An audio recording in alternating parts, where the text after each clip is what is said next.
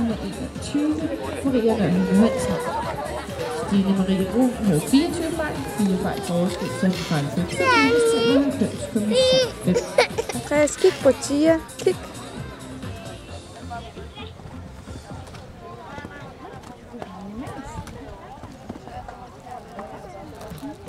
Jeg informerer lige rytterne om, at efter start nummer 43 har vi en kort pause til at få ordnet banen. Altså efter start nummer 43 har vi en kort pause.